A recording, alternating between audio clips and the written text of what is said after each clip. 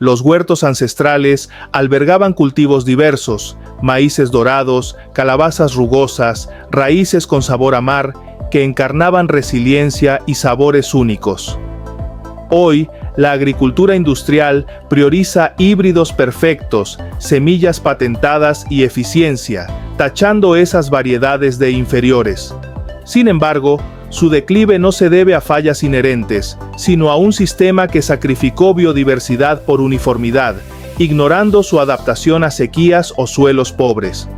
Recuperarlas no es nostalgia, es rebelión contra la ilusión de que lo moderno siempre es mejor, y una apuesta por revalorizar semillas olvidadas como pilares de seguridad alimentaria y herencia biocultural.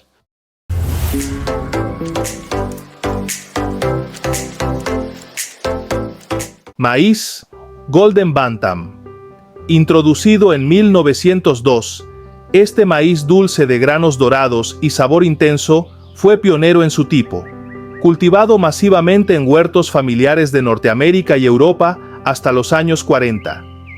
Nuestros abuelos lo sembraban por su adaptación a climas variables, resistía sequías sin riego, y lo consumían fresco, asado o en conserva, valorando su dulzura natural.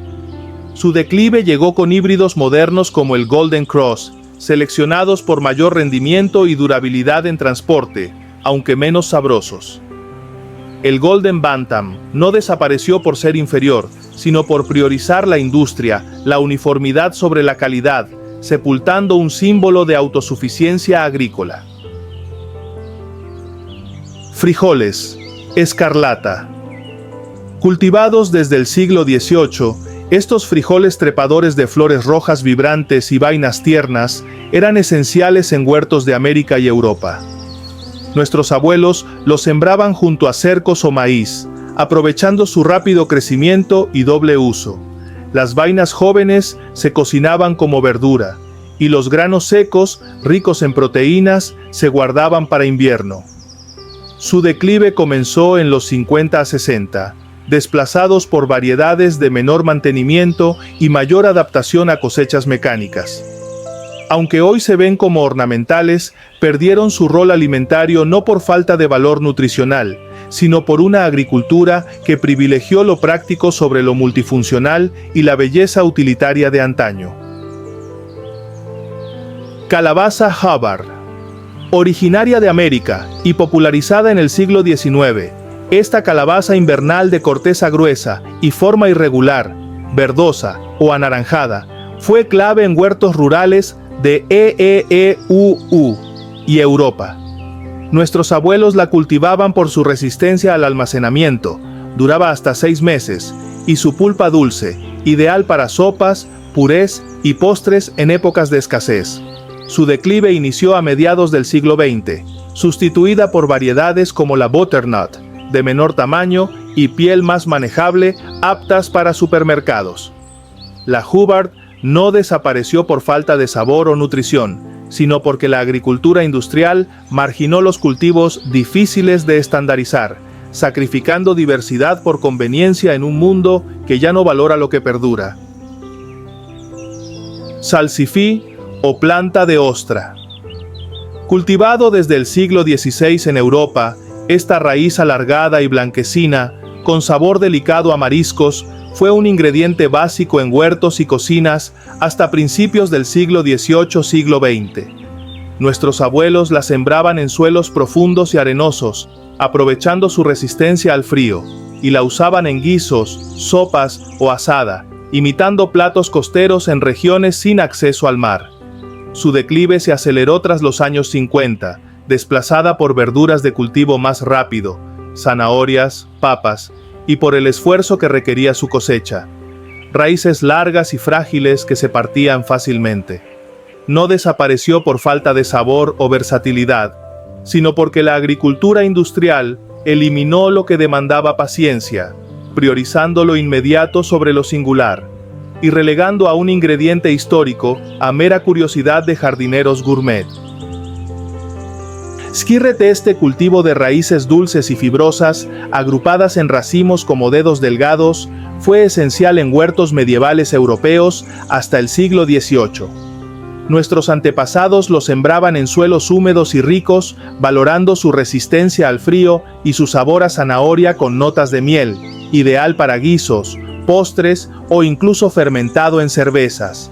Aunque persistió en huertos rurales hasta principios del siglo XX, su declive llegó con la popularidad de la patata y zanahoria, más fáciles de cosechar y almacenar.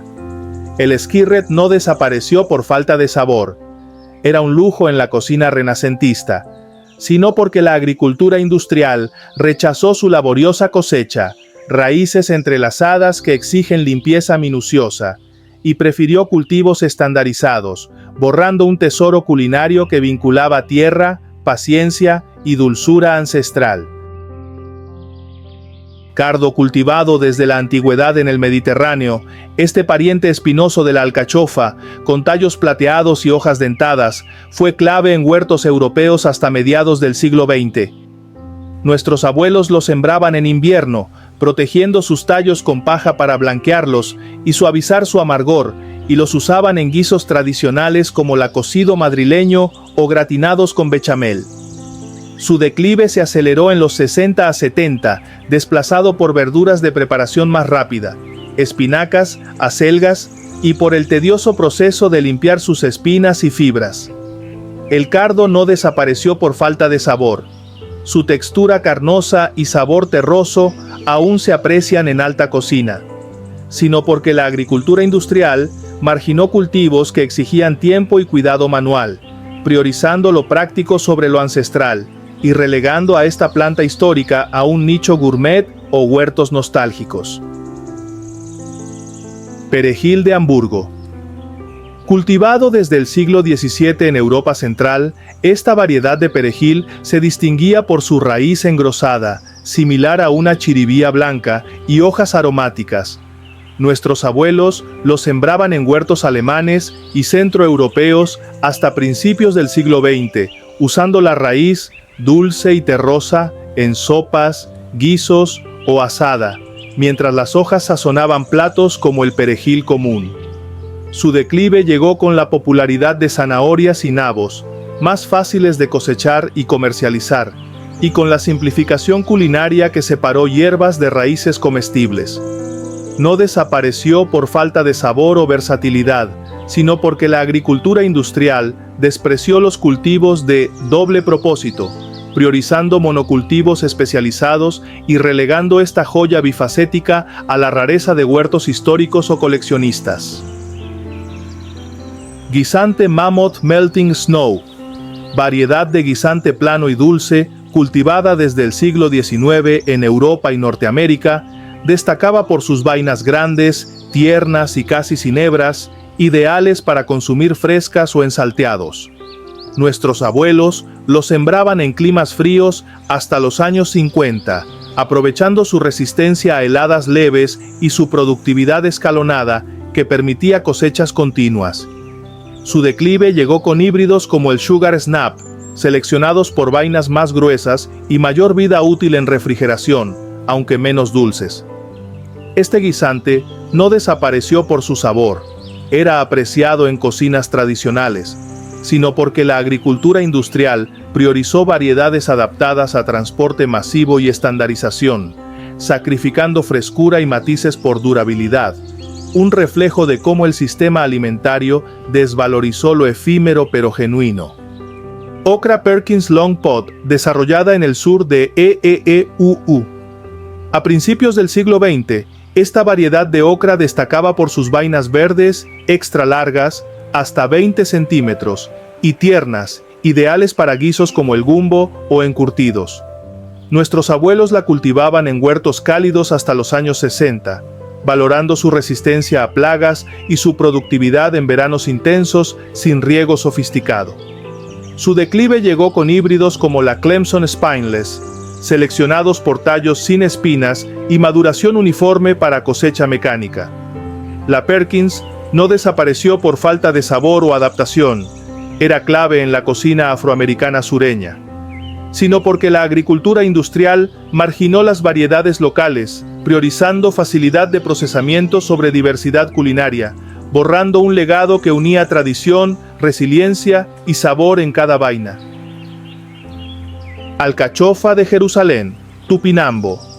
Originario de Norteamérica y llevado a Europa en el siglo XVII, este tubérculo de la familia del girasol, con piel marrón nudosa y carne crujiente de sabor dulce y terroso, fue clave en huertos campesinos hasta principios del siglo XX. Nuestros abuelos lo sembraban en suelos marginales, valorando su resistencia a plagas, heladas y suelos pobres, y consumían sus tubérculos en sopas, estofados o fermentados, incluso como sustituto de la patata en épocas de crisis. Su declive llegó con la masificación de la patata, más versátil y menos invasiva, y por su reputación de alimento pobre asociado a la posguerra. El tupinambo no desapareció por falta de nutrientes. Es rico en inulina, ideal para dietas diabéticas, sino porque la agricultura industrial marginó cultivos problemáticos, se propaga como maleza y priorizó lo fácil de comercializar, ignorando su potencial como superalimento resiliente ante el cambio climático. Ruibarbo, originario de Asia y cultivado en Europa desde el siglo XVIII, este perenne de tallos rojos o verdes ácidos y hojas tóxicas fue esencial en huertos templados hasta mediados del siglo XX. Nuestros abuelos lo sembraban en rincones sombríos, aprovechando su cosecha temprana en primavera, y usaban sus tallos en mermeladas, tartas, como el clásico rhubarb pie, o guisados con miel para contrarrestar su acidez, valorándolo como uno de los primeros frutos tras el invierno. Su declive no se debió a falta de utilidad, era clave en dietas rurales, sino a que la agricultura industrial marginó los cultivos perennes y los sabores ácidos que requieren procesamiento, priorizando frutas dulces de consumo inmediato y cosechas anuales más predecibles. Aunque resiste en huertos nostálgicos, el ruibarbo simboliza cómo el paladar moderno abandonó lo estacional y lo agridulce por la conveniencia de lo uniforme.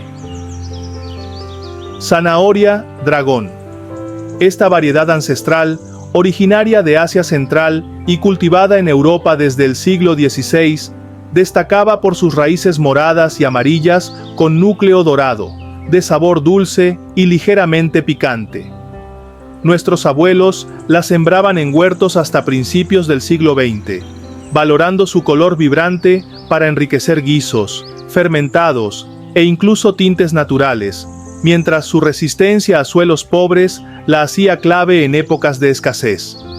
Su declive llegó con la masificación de la zanahoria naranja, creada en Holanda por simbolismo patriótico, seleccionada por su uniformidad y adaptación a máquinas cosechadoras.